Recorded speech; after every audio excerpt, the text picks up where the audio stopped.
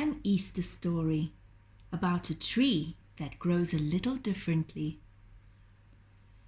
Although it grows from a little seed, just like any other tree does, this tree's roots, trunk and branches look quite different. A pine tree is straight, grand and very tall. An oak, on the other hand, can be gnarled, broad and rather wise-looking in appearance. Our tree, however, has a very, very round trunk, and its branches look rather root-like. It even has a special name. It is called the Baobab tree. When we look at this tree, we can easily get the feeling that when God planted the first Baobab, He planted it upside down.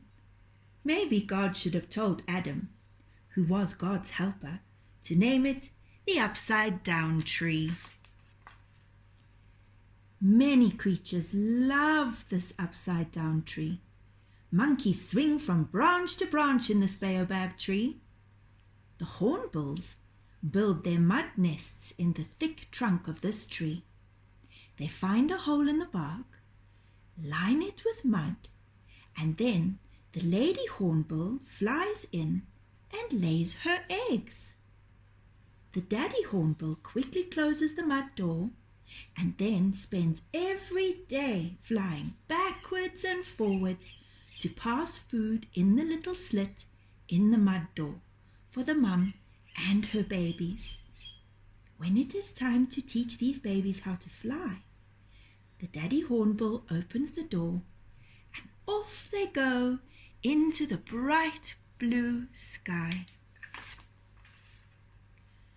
The fruits of the baobab are eaten by nachappies, and the big white flowers are visited by the butterflies, the bees, and many different kinds of beetles.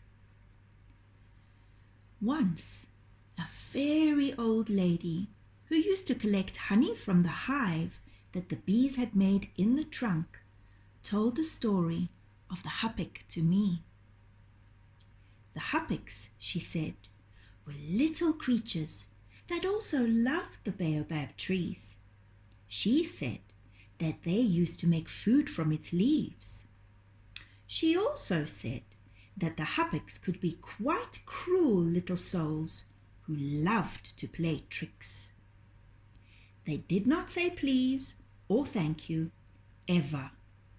They never sang or listened or even said their prayers. The Hupics were short, round, hairy little creatures with tiny red-rimmed eyes and big noses. They were never kind to animals, and they enjoyed picking the buds off the flowers before the petals could even open to greet the sun. There was one little Hupic, however, who was not a happy fellow. One day, he found himself strolling under the upside-down tree that grew near the rocky outcrop where he lived. 2 children had climbed the tree and were picking the fruits for their parents. Their mum and dad made medicine from these big sausage-like pods. When the children weren't laughing and giggling, they were certainly smiling. As they picked the pods, they sang a little song that went like this.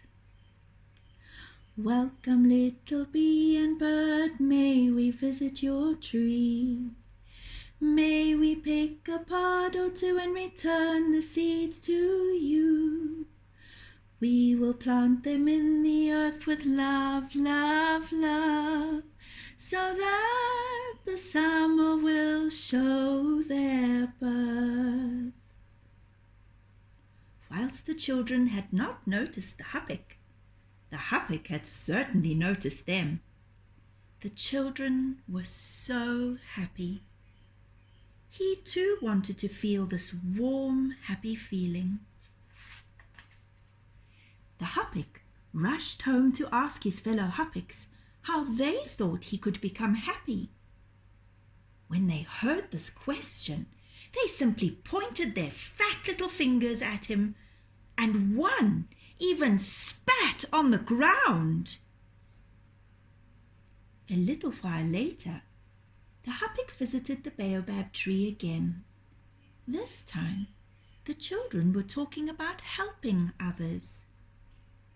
He thought he too would like to help, and so, in a silent way, he gathered the fruit pods that had fallen to the ground. He neatly gathered them into a pile at the foot of the trunk of the upside-down tree. When the children finally climbed down to go home, they were so delighted with the pile of pods that they jumped for joy and shouted a happy thank you out loud. Thank you to whomsoever has been so kind to help us today, they said. The Hupic had never felt so warm and sunny in his life. His little red lips curled upwards, and for the first time ever, he smiled. The little girl, of course, was curious, and she decided to leave a thank you present for the unknown helper. She took the shiny silver heart that hung around her neck and gently tied the thread onto which it hung to a low branch. Luckily, it was a Hupic that discovered it. He wasn't sure what to do with it, so he placed it on his head and wore it like a crown. Unbeknown to him, the little girl was sitting against a rock. She was peeping from behind a big book that she was reading.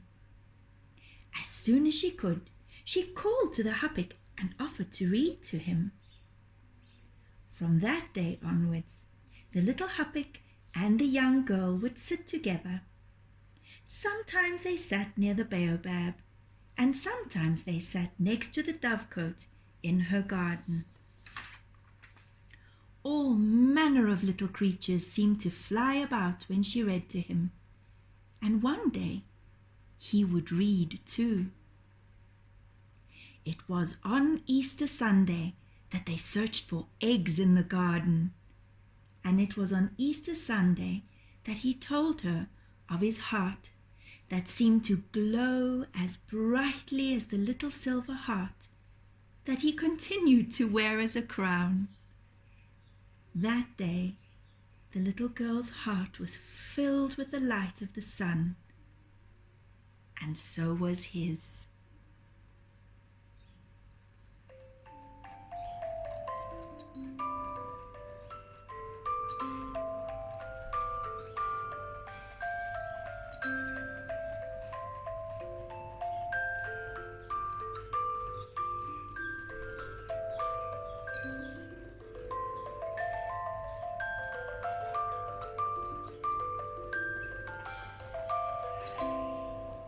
Happy Easter, children.